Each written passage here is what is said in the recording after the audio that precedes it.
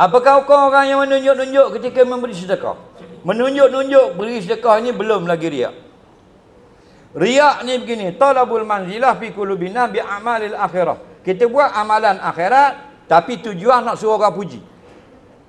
Makna kalau kita tunjuk tujuan supaya orang puji, maka riak namanya. Tapi kalau kita tunjuk sedekah supaya orang ikut, bukan riak. Hukumnya halus.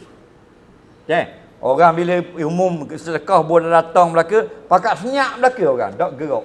Bangun seorang laki-laki ambil peti 50 yak, pak boh supaya orang nampak belaka dan orang tiru belaka, orang pakat bangun ikut dia belaka. Harus menunjuk itu harus. Nak galak orang lain sedekah juga. Faham? Yang tak boleh kita tunjuk tujuan supaya orang puji kita. Faham? Tu setan dia kan, dia cerdik setan. Faham? Kita bodoh jadi makanan dia. Faham? Syaitan ni kalau kita dah buat amal, dia larang. Kalau kita buat, dia kacau. Kalau kita buat molek dia bunga. Nampak syaitan. Jahat natang syaitan ni, tang seritang. Nampak? Nampak tak? Kalau kita tak semayang, dia kata mai. Jangan semayang, mai lagi. Tak apa habis waktu, mai. Betul tak? Kalau hok mai, apa habis tu tak mayang. Kalau kita kerah, kita pergi semayang juga, dia kucar kot lain. Kita Allahu Akbar.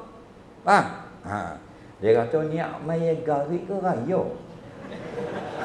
Kita sudahlah. Mayang mula Allahu Akbar. Tak kena tu. Bibir tu tak tubik lagi akbar tu, masuk niat kat mana? Kita pelai. Mula pula kali ni. Kucar tak? Dia kucar. Dalam kitab hadis dia datang pada orang semayang, dia kata ya fulan uskur kaza wa kaza lima lam yazkur. Hei si fulan, cuba mu ingat benda ni, hak mu dak ingat tadi. Cuba ingat sekarang. Faham? Hatta lam yandri hasalla arba'am salasa. Nabi khabar diri sampai budak tu tak sedar berapakah dia sudah semayang, 3 ke 4 dah. Nampak lagi? Dia kucar tu kalau kita semayang. Kita habis dah amal molek belaka dah, dia kucar juga. Dia nak suruh riak, dia nak suruh ujuk, dia nak suruh semaah. Faham? Dia kata, Syekh, demo ni kalau dalam Kota Baru, lama sekali ngaji. Pasir Tumbuh 10 tahun. Pakistan 5 tahun. Madinah 10 tahun. Mesir 10 tahun. Algeria 5 tahun. Lenin Indonesia pula. Dah 45 tahun dah ngaji. Nak berapa puluh kitab dah. Biasa dah. Orang tak tahu mengaji lama. Ambil lah gambar-gambar dobik tu, pukul comel, boh lah Facebook. Kita pun ambil gambar dobik kita, nak boh lah Facebook. Rindu baba. Dia main aloh, dia main. Nak suruh khabar, dia mengaji banyak, orang pun puji dia.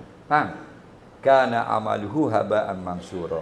Jadilah mengaji dia 45 tahun, debu yang ditiup angin. Nampak? Orang duduk ambil wuduk, tak ada guning. Takut orang sebelah dengar, kata dia rajin semayang malam. Tak ada guning. Biar wuduk air jatuh tak bunyi. Kita tulis dalam Facebook. Nampak? Dan tahajud. Di pagi-pagi dia pergi kedai roti canai. Semalam, peti, kuat sungguh. Pukul 3 suku barangkali.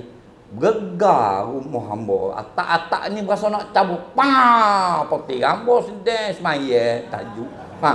Nak rayak ke peti ke nak kabar tajuk.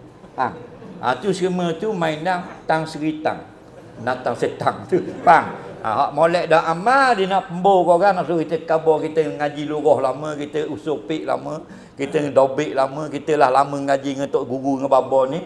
Tak, kabar lama kau orang. Nak suruh punah juga.